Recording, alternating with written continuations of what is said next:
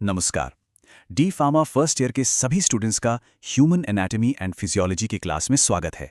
आज हम चैप्टर 2 यानी सेल शुरू करने जा रहे हैं। तो इस चैप्टर का पूरा नाम है cell, structure of cell, components and their functions. इसका सीधा सा मतलब ये है कि हम कोशिका, उसकी बनावट क्या है, उसके अंदर कौन कौन से हिस्से होते हैं और उन सब के क्या काम है, इन सभी के बारे में डिटेल में पढ़ेंगे। ये एक बहुत ही इंपॉर्टेंट चैप्टर है, तो चलिए इसे ध्यान से समझते हैं। अच्छा, इस पूरे चैप्टर को आसानी से समझने के लिए हमने इसे 5 मेन सेक्शंस में डिवाइड किया है। सबसे पहले है इंट्रोडक्शन टू द सेल, जिसमें हम सेल का एक बेसिक परिचय लेंगे। दूसरा है सेल्यूलर कंपोनेंट्स एंड ऑर्गेनल्स, जहां हम सेल के अंदर के सभी हिस्सों और ऑर्गेनल्स को समझेंगे। तीसरा है मूवमेंट अक्रॉस द मेम्ब्रेन, यानी सेल की मेम्ब्रेन से चीजें अंदर बाहर कैसे जाती हैं। चौथा है द सेल साइकिल डिवीजन, जिसमें हम देखेंगे कि एक सेल से 2 सेल कैसे बनते हैं। और पांचवां और आखिरी सेक्शन है सेल कम्युनिकेशन एंड सिग्नलिंग, जिसमें हम ये जानेंगे कि सेल्स आपस में बात कैसे करते हैं। तो चलिए अपने पहले सेक्शन से शुरुआत करते हैं। Section 1, introduction to the cell, और इसका सबटाइटल है defining the fundamental unit of life and its discovery. मतलब यहां हम समझेंगे कि जीवन की ये सबसे बुनियादी इकाई क्या है और इसकी खोज कैसे हुई थी। तो चलिए सबसे पहले सेल की परिभाषा को समझते हैं। पहला पॉइंट है the cell has been variously defined as the unit of structure and function in animals and plants. इसका मतलब ये हुआ कि सेल यानी कोशिका को जानवरों और पौधों में स्ट्रक्चर और फंक्शन की यूनिट यानी इकाई माना गया है। आसान भाषा में कहें तो ये हमारे शरीर की वो सबसे छोटी ईंट भी है जो हमें बनाती है, और वो सबसे छोटी मशीन भी है जो सारे काम करती है। दूसरा पॉइंट है the smallest living unit capable of independent existence as a small mass of living matter containing a nucleus और न्यूक्लियर मटेरियल। इसका अर्थ है कि ये सबसे छोटी जिंदा इकाई है जो अकेले भी रह सकती है और इसके अंदर एक न्यूक्लियस या न्यूक्लियर मटेरियल होता है। अच्छा, अब जरा सेल के इतिहास पर नजर डालते हैं। The cell was first discovered and named by Robert Hooke in 1665। तो सेल को सबसे पहले रॉबर्ट हुक ने 1665 में खोजा था और नाम भी उन्होंने ही दिया था। First saw living cell by Leeuwenhoek, लेकिन जो पहली जीवित कोशिका थी उसे देखा था लुएनहॉक ने। सेल थियरी प्रपोज्ड बाय श्वान 1839, और जो सेल थियरी है वो श्वान ने 1839 में दी थी। अब हम देखेंगे कि इलेक्ट्रॉन माइक्रोस्कोप के नीचे सेल कैसा दिखता है। All the cells are made up of protoplasma, a viscid granular substance which consists of water, electrolytes, proteins, lipids and carbohydrates। तो देखिए सारी कोशिकाएं प्रोटोप्लाज्म से बनी होती हैं। ये एक चिपचिपा दानेदार सा पदार्थ है जिसमें पानी, इलेक्ट्रोलाइट्स, प्रोटीन, लिपिड और कार्बोहाइड्रेट होते हैं। The protoplasm remains differentiated into an outer cytoplasm and the denser inner nucleus. Surrounding the cytoplasma, there is covering called cell membrane। यही प्रोटोप्लाज्म 2 हिस्सों में बटा होता है। जो बाहरी हिस्सा है उसे साइटोप्लाज्म कहते हैं और जो अंदर का गाढ़ा हिस्सा है वो है न्यूक्लियस। और हाँ, साइटोप्लाज्म के चारों तरफ एक कवरिंग होती है जिसे सेल मेम्ब्रेन कहते हैं। अब जरा इस डायग्राम को देखिए। ये एक एनिमल सेल है। इसमें सबसे बाहर प्लाज्मा मेम्ब्रेन दिख रही है, बीचों बीच में ये न्यूक्लियस है और ये जो पूरा हिस्सा है ये साइटोप्लाज्म है। इसी में माइटोकॉन्ड्रियन, गोल्जी बॉडी, लाइसोसोम जैसे कई ऑर्गेनल्स तैर रहे हैं जिनके बारे में हम आगे एक एक करके बात करेंगे। ठीक है, तो अब हम अपने दूसरे सेक्शन पर आते हैं। Section 2, cellular components and organelles. इसका सबटाइटल है exploring the building blocks of the cell from the membrane to the nucleus. इसका मतलब है कि अब हम सेल के अंदर के एक एक हिस्से को यानी उसके बिल्डिंग ब्लॉक्स को बारीकी से स्टडी करेंगे, मेम्ब्रेन से लेकर न्यूक्लियस तक। चलिए शुरुआत करते हैं सेल के सबसे बाहरी हिस्से यानी सेल मेम्ब्रेन से। Cell membrane is thin, elastic and has highly complex structure composed of proteins and lipids। मतलब सेल मेम्ब्रेन एक पतली और लचीली बनावट है जो प्रोटीन और लिपिड से मिलकर बनी होती है।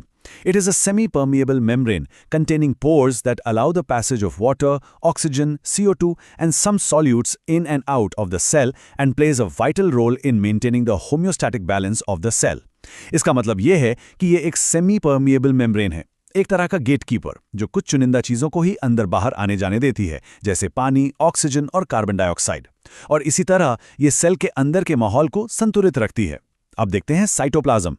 It is the region lying between the cell membrane and nucleus. The cytoplasm contains cell organelle like endoplasmic reticulum, Golgi bodies, mitochondria। तो साइटोप्लाज्म वो जेली जैसा पदार्थ है जो सेल मेम्ब्रेन और न्यूक्लियस के बीच में भरा रहता है। सेल के सारे ऑर्गेनल्स जैसे कि एंडोप्लाज्मिक रेटिकुलम, गोल्जी बॉडीज और माइटोकॉन्ड्रिया इसी साइटोप्लाज्म में होते हैं। अब आते हैं एंडोप्लाज्मिक रेटिकुलम पर। These are scattered in cytoplasm.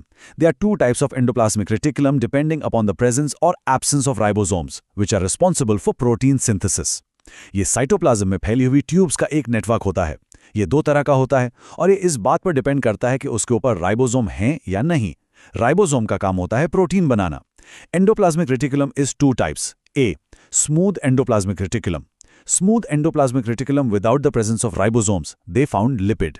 तो पहला है स्मूथ एंडोप्लाज्मिक रेटिकुलम। इसकी सतह, जैसा कि नाम है, स्मूथ यानी चिकनी होती है क्योंकि इस पर राइबोसोम नहीं होते और इसका काम लिपिड बनाना है। B, rough endoplasmic reticulum. Rough endoplasmic reticulum with the presence of ribosomes, they found protein. दूसरा है रफ एंडोप्लाज्मिक रेटिकुलम। इसकी सतह खुरदुरी होती है क्योंकि इस पर राइबोसोम चिपके होते हैं और इसका मेन काम प्रोटीन बनाना है। चलिए कुछ और ऑर्गेनल्स यानी सेल के अंगकों को समझते हैं। पहला है लाइसोसोम्स।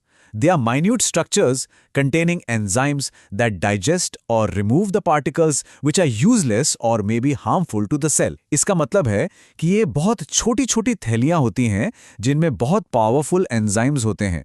इनका काम सेल के अंदर के कचरे को या नुकसान पहुंचाने वाले पार्टिकल्स को पचाकर खत्म करना है। ये सेल के सफाई कर्मी की तरह काम करते हैं। Lysosomes produce hydrolyzing enzymes such as phosphatase, acid ribonuclease. Lysosome phosphatase, acid ribonuclease जैसे डाइजेस्टिव एंजाइम्स बनाते हैं। इन्हें सुसाइड बैग्स या आत्मघाती थैलियां भी कहा जाता है क्योंकि जब सेल डैमेज हो जाता है तो ये फट जाते हैं और अपनी ही सेल को पचा जाते हैं। अगला है Golgi bodies. They are the double membranous vacuole channels which traverse the cytoplasm. ये दोहरी झिल्ली वाली चपटी थैलियों का एक सिस्टम है जो साइटोप्लाज्म में होता है। Golgi bodies act as a sort of intercellular pump that regulates the movement of fluids in the cell and expulsion of secretory products from the cell. Golgi bodies को आप सेल का post office या packaging department कह सकते हैं। ये protein और lipid को पैक करते हैं, उनमें थोड़ा बदलाव करते हैं और फिर उन्हें उनकी सही जगह पर भेज देते हैं। Golgi bodies synthesise polysaccharide part of glycoprotein secretion. ये ग्लाइकोप्रोटीन के पॉलीसैकेराइड वाले हिस्से को बनाने का काम भी करते हैं। अब बात करते हैं माइटोकॉन्ड्रिया की। It is largest cytoplasmic organelles and energy house of the cell, which convert chemical energy of the food nutrients into usable energy form ATP. ये साइटोप्लाज्म के सबसे बड़े ऑर्गेनल्स में से एक है और इसे सेल का एनर्जी हाउस कहते हैं। इसका काम खाने से मिलने वाली केमिकल एनर्जी को एटीपी में बदलना है, जो सेल की एनर्जी करेंसी होती है। It is also known as power house of the cell, इसीलिए इसे सेल का पावर हाउस भी कहते हैं। Discovered by Albert von Kolliker, और इसकी खोज एल्बर्ट वॉन कोलिकर ने की थी। इस स्लाइड में हम माइटोकॉन्ड्रिया की बनावट को और करीब से देखेंगे। It appears like filamentous structure और रॉड शेप्ड। देखने में ये धागे जैसा या एक रॉड के शेप का होता है। It consists of oxidative enzymes which convert chemical energy of the nutrients into form of ATP, and this energy is available for cellular activity. इसके अंदर oxidative enzymes होते हैं जो खाने के nutrients की chemical energy को ATP में बदलते हैं और इसी energy को सेल अपने सारे कामों के लिए इस्तेमाल करता है। The mitochondrias supply 95% of cell energy and so-called powerhouse of the cell. आपको पता है, माइटोकॉन्ड्रिया सेल की लगभग 95% एनर्जी अकेले ही बनाता है, इसीलिए तो इसे पावर हाउस कहते हैं। अब इस डायग्राम में देखिए, इसकी दो मेम्ब्रेन्स हैं, एक आउटर मेम्ब्रेन यानी बाहरी झिल्ली और एक इनर मेम्ब्रेन यानी भीतरी झिल्ली। ये भीतरी झिल्ली अंदर की तरफ मुड़ी हुई है और इन मोड़ों को क्रिस्टे कहते हैं। इसके अंदर जो लिक्विड भरा है उसे मैट्रिक्स कहते हैं और भीतरी झिल्ली पर ही ये जो पार्टिकल्स दिख रहे हैं ये एटीपी सिंथेज पार्टिकल्स हैं जो एटीपी बनाने में मदद करते हैं। चलिए कुछ और जरूरी ऑर्गेनल्स को देखते हैं। पहला है centrosome. This lies close to the nuclear and is made up of 2 centrioles, small structures that play a major role in initiating cell division. ये न्यूक्लियस के पास होता है और 2 सेंट्रियोल से बना होता है। ये छोटी छोटी रचनाएं सेल डिवीजन शुरू करने में बहुत इंपॉर्टेंट रोल निभाती हैं। It is enveloped by a porous nuclear membrane that separates it from the surrounding cytoplasm. ये एक छिद्रपूर्ण झिल्ली से घिरा होता है जो इसे साइटोप्लाज्म से अलग करती है। During cell divisions, it breaks up and soon after the mitosis, it is reconstituted. Cell division के समय ये टूट जाता है और डिवीजन पूरा होने के बाद फिर से बन जाता है। अब आते हैं न्यूक्लियस पर। It is a vital centre of the cell. ये सेल का सबसे इंपॉर्टेंट सेंटर है। इसे सेल का ब्रेन या कंट्रोल सेंटर भी कहते हैं। It controls both chemical reactions and reproduction of cell. ये सेल के अंदर होने वाले सभी केमिकल रिएक्शंस और सेल डिवीजन दोनों को कंट्रोल करता है। आखिरी है chromosome. They are minute thread-like structure within the nucleus and appear as a mass of darkly staining material called chromatin. ये न्यूक्लियस के अंदर मौजूद धागे जैसी बहुत पतली रचनाएं हैं जो गहरे रंग के पदार्थ के रूप में दिखती हैं, जिसे क्रोमेटिन कहते हैं। Chromosomes determine the specific characteristics of the cell and hereditary characters pass from one generation to the next generation. Chromosome के अंदर ही हमारा डीएनए होता है और यही हमारी सेल्स के गुण और हमारे आनुवांशिक लक्षणों को एक पीढ़ी से दूसरी पीढ़ी तक ले जाते हैं। तो अब हम अपने तीसरे सेक्शन पर आ गए हैं, section 3 movement across the membrane. इसका सब टाइटल है how cells interact with their environment and each other. मतलब हमने सेल के अंदर के पार्ट्स तो समझ लिए, अब हम ये देखेंगे कि सेल अपने आसपास के माहौल से कैसे इंटरैक्ट करती है और कैसे जरूरी चीजों को अंदर बाहर करती है। सेल्स टिश्यू बनाने के लिए एक दूसरे से जुड़ती हैं और इन जोड़ों को सेल जंक्शंस कहते हैं। ये मेनली 3 तरह के होते हैं। पहला है tight junction. Adjacent plasma membranes are joined tightly together। जैसा कि नाम से ही पता चल रहा है, इसमें अगल-बगल की सेल्स की प्लाज्मा मेम्ब्रेन एक दूसरे से बहुत कसकर जुड़ जाती हैं, बिल्कुल वाटरप्रूफ सील की तरह। This help to stop substances from leaking। यह जंक्शन सेल्स के बीच से पदार्थों को लीक होने से रोकता है। दूसरा है adhering junction। It performs cementing keep neighboring cells। यह जंक्शन पड़ोसी सेल्स को आपस में सीमेंट की तरह चिपकाकर रखने का काम करता है। Adhering junction is defined as a cell junction whose cytoplasmic face is linked to the actin cytoskeleton। यह एक ऐसा जंक्शन है जिसका साइटोप्लाज्मिक सिरा एक्टिन साइटोस्केलेटन से जुड़ा होता है, जो इसे और मजबूती देता है। It stabilizes the surface of epithelia। यह एपिथीलिया की सतह को स्थिर बनाता है। और तीसरा टाइप है gap junction. Gap junctions facilitate the cells to communicate with each other, share nutrients and transfer chemical/electrical signals। Gap junction cells के बीच में छोटी छोटी सुरंगें या चैनल बना देते हैं, जिससे सेल्स आपस में सीधे बात कर सकती हैं, न्यूट्रिएंट्स शेयर कर सकती हैं और सिग्नल भेज सकती हैं। Proteins form holes between adjacent animal cells, allows various ions and molecules to pass freely between cells। Protein पड़ोसी सेल्स के बीच छेद बनाते हैं, जिससे अलग-अलग आयन और मॉलिक्यूल आसानी से एक सेल से दूसरे में जा सकते हैं। अब देखते हैं कि मेम्ब्रेन के आर पार ट्रांसपोर्ट कैसे होता है। पहला है passive transport. Many molecules can move across the membrane without any energy requirement. इसका मतलब है कि कई मॉलिक्यूल मेम्ब्रेन के आर पार बिना किसी एनर्जी के खर्च के जा सकते हैं। Molecule transport higher concentration to lower concentration. इसमें मॉलिक्यूल हमेशा अपनी ज़्यादा कॉन्सेंट्रेशन वाली जगह से कम कॉन्सेंट्रेशन वाली जगह की ओर जाते हैं, जैसे कोई चीज़ ढलान से नीचे लुढ़कती है। Water transport through membrane called diffusion. Membrane के जरिए पानी के ट्रांसपोर्ट को डिफ्यूजन कहा जाता है। दूसरा है active transport. Few molecules ions can move across the membrane by using the energy ATP. इसमें कुछ मॉलिक्यूल या आयन को मेम्ब्रेन के पार जाने के लिए एनर्जी यानी एटीपी खर्च करनी पड़ती है। Molecule move from lower concentration to higher concentration.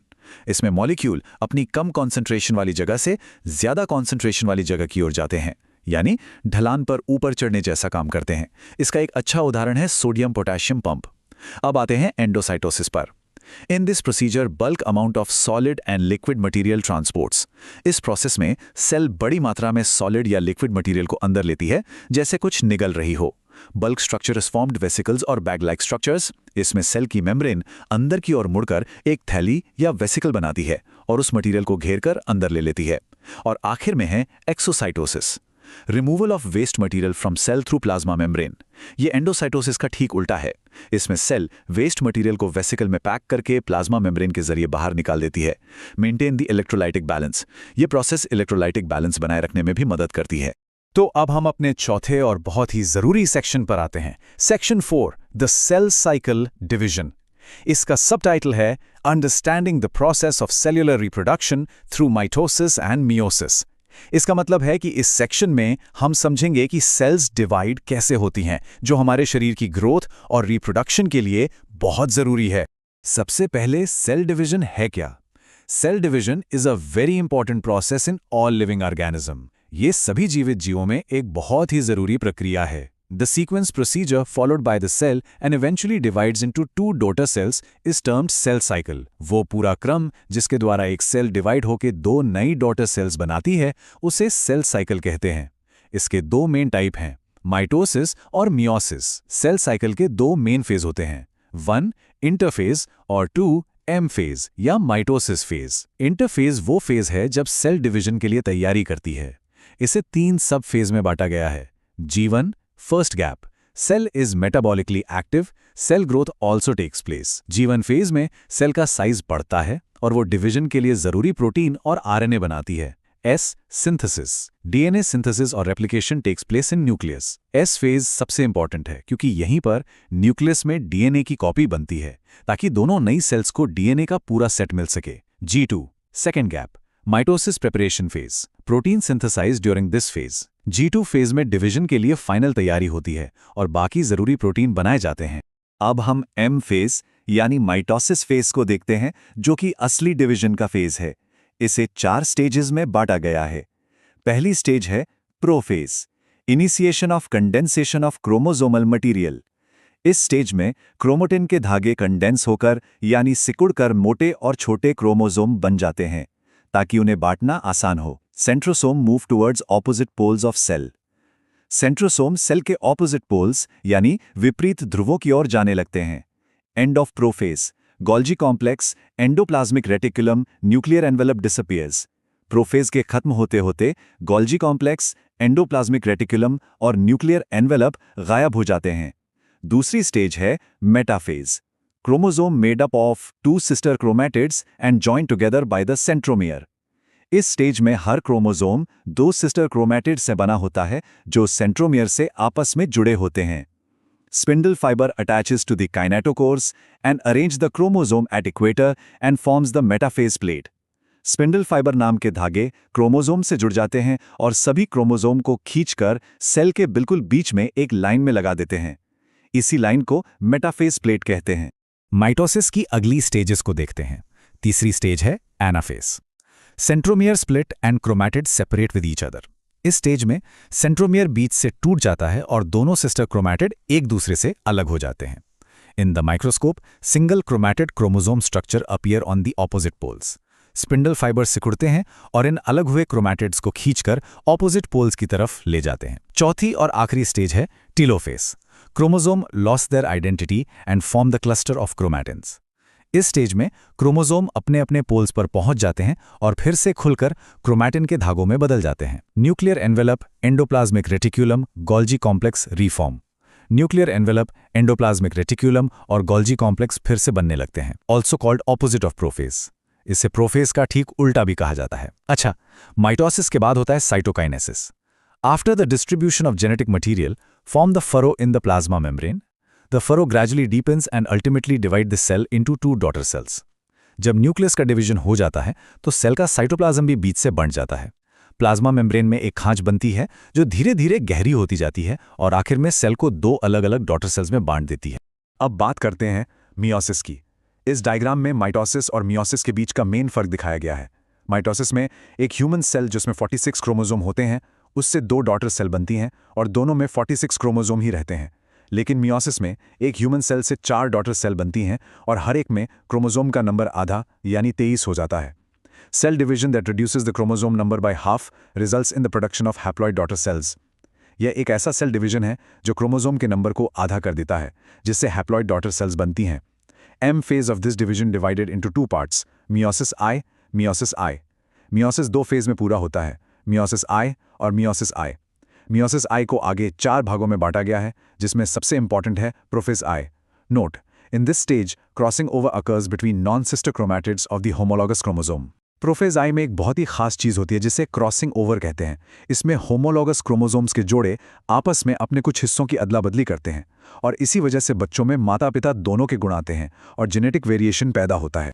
तो अब हम अपने आखिरी सेक्शन पर आ गए हैं, section 5, cell communication and signalling. इसका सबटाइटल है how cells send and receive messages to coordinate actions. इसका मतलब है कि हमारे जैसे मल्टी सेल्यूलर जीवों में सभी सेल्स को एक साथ मिलकर काम करना होता है और इसके लिए उन्हें आपस में बात करनी पड़ती है। इस सेक्शन में हम जानेंगे कि वे ये कैसे करती हैं। पहले मेयोसिस 2 के बारे में थोड़ी सी जानकारी। Further, meiosis 2 start after cytokinesis is also divided into 4 stages. Meiosis 1 और साइटोकाइनेसिस के बाद मेयोसिस 2 शुरू होता है। इसमें भी 4 स्टेज होती हैं और ये काफी हद तक माइटोसिस जैसा ही होता है, जिसके आखिर में हमें 4 हैप्लॉइड सेल्स मिलती हैं। आप देखते हैं general principle of cell communication. इस फ्लोचार्ट से इस पूरी प्रक्रिया को समझते हैं। सबसे पहले सिग्नल मॉलिक्यूल जनरेट होता है, मान लीजिए कोई हार्मोन। फिर ये molecule attach to the cell membrane receptors, यानी ये सिग्नल टारगेट सेल की मेम्ब्रेन पर मौजूद एक खास रिसेप्टर से जुड़ता है, जैसे ताले में चाबी लगती है। इसके बाद ट्रांसड्यूसर एक्टिवेट ट्रांसक्रिप्शन फैक्टर। इस जुड़ाव से सेल के अंदर एक चेन रिएक्शन शुरू होता है जो ट्रांसक्रिप्शन फैक्टर को एक्टिवेट कर देता है। फिर ये फैक्टर एक्टिवेट द जीन, यानी ये न्यूक्लियस में जाकर एक खास जीन को एक्टिवेट करता है। और finally response generate protein synthesis. आखिर में उस जीन से एक खास प्रोटीन बनता है और इस तरह सेल उस सिग्नल का जवाब देती है। चलिए अब रिसेप्टर्स के बारे में थोड़ा और जानते हैं। Receptors are molecule generally made up of protein that receives the signal for cell. Receptors protein से बने मॉलिक्यूल्स होते हैं जो सेल के लिए सिग्नल को रिसीव करते हैं। Chemical messenger is bind to the cell receptors and perform the function. Chemical messenger जैसे हार्मोन इन रिसेप्टर्स से जुड़ते हैं और अपना काम करते हैं। रिसेप्टर्स कई तरह के होते हैं, जिनमें से पहला है आयन चैनल लिंक्ड रिसेप्टर्स। इस फ्लोचार्ट को देखिए। Receptors are directly bound with ligand specific. इसमें रिसेप्टर सीधे एक खास लिगेंड यानी सिग्नल मॉलिक्यूल से जुड़ते हैं। Then receptors are activated conformational change. इसके बाद रिसेप्टर एक्टिवेट हो जाते हैं और उनकी शेप में बदलाव आता है। Then signal molecule bind with receptor. फिर सिग्नल मॉलिक्यूल रिसेप्टर से बनता है। Finally signal reaches to cell nucleus और आखिर में सिग्नल सेल के न्यूक्लियस तक पहुंचता है। डायग्राम में आप देख सकते हैं कि ये एक गेट की तरह काम करता है। जैसे ही सिग्नल मॉलिक्यूल रिसेप्टर से जुड़ता है, ये चैनल या गेट खुल जाता है, जिससे आयंस सेल के अंदर या बाहर जा सकते हैं। अब देखते हैं अदर रिसेप्टर टाइप्स, यानी दूसरे तरह के रिसेप्टर्स। दूसरा टाइप है जी प्रोटीन लिंक्ड रिसेप्टर्स। इसके फ्लो चार्ट को देखते हैं। Signal molecule binds to the receptor. सबसे पहले सिग्नल मॉलिक्यूल रिसेप्टर से जुड़ता है। Two activated receptor binds to the G protein. फिर ये एक्टिवेट हुआ रिसेप्टर सेल के अंदर एक जी प्रोटीन से जुड़ता है। Then G protein also activate and conformational change occurs। इसके बाद जी प्रोटीन भी एक्टिवेट हो जाता है और उसकी शेप में बदलाव आता है। Then signals receive by cell nucleus and give response. ये एक्टिव जी प्रोटीन फिर मैसेज को आगे बढ़ाता है, जो आखिर में न्यूक्लियस तक पहुंचता है और सेल अपना रिस्पॉन्स देती है। तीसरा टाइप है enzyme linked receptors. Initially two receptor domains are separated to each other. शुरुआत में इसके दो हिस्से एक दूसरे से अलग होते हैं। When signal molecule comes to contact, then it forms dimer. जब सिग्नल मॉलिक्यूल इनसे जुड़ता है तो ये दोनों हिस्से पास आकर एक जोड़ा या डाइमर बना लेते हैं। And finally conformational change occurs, activated enzymes. इस जुड़ाव से इनके अंदर मौजूद एंजाइम एक्टिवेट हो जाते हैं। Then signal receive by cell nucleus and give response. फिर ये एक्टिव एंजाइम सिग्नल को सेल के अंदर भेजता है, जिससे न्यूक्लियस रिसीव करता है और रिस्पॉन्स देता है। सेल्स एक दूसरे को सिग्नल भेजने के लिए चार मेन तरीके इस्तेमाल करती हैं। पहला है paracrine signalling. Cell is coordinated with the neighbouring cell. इसमें एक सेल सिग्नल भेजकर अपने आसपास की यानी अपनी पड़ोसी सेल्स को प्रभावित करती है। इसका उदाहरण है नर्व एंड मसल सिग्नलिंग, यानी नर्व और मसल सेल्स के बीच का कम्युनिकेशन। दूसरा है autocrine signalling, also called self signalling. Cell secretes chemical which coordinate the cell. इसमें सेल ऐसे केमिकल निकालती हैं जो उसी सेल पर काम करते हैं, यानी सेल खुद को ही सिग्नल भेजती है। इसका उदाहरण है ग्रोथ फैक्टर्स। तीसरा है एंडोक्रीन सिग्नलिंग।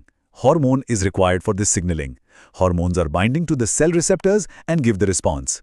ये लंबी दूरी का कम्युनिकेशन है। इसमें सिग्नल यानी हार्मोन ब्लड के जरिए पूरे शरीर में ट्रैवल करके अपनी दूर की टारगेट सेल तक पहुंचते हैं। और चौथा है direct contact signalling. Cell is fuse to each other. इसमें सेल्स एक दूसरे से फिजिकली जुड़ी होती हैं और गैप जंक्शन जैसे तरीकों से सिग्नल्स का लेन देन करती हैं। तो आज के इस चैप्टर में हमने देखा कि कैसे एक अकेली सेल एनर्जी बनाने, डिवाइड होने और कम्युनिकेट करने जैसे कितने ही मुश्किल और कमाल के काम करती है। ये सब जानने के बाद एक सवाल है जिस पर सोचना चाहिए। एक मल्टी सेलुलर जीव जैसे कि हम इंसान के जिंदा रहने के लिए इन सब में से कौन सा प्रोसेस सबसे ज्यादा जरूरी है? एनर्जी प्रोडक्शन, सेल डिवीजन या फिर सेल्स के बीच का कम्युनिकेशन? इस पे जरूर सोचिएगा। आज की क्लास पर ध्यान देने के लिए आप सभी का धन्यवाद।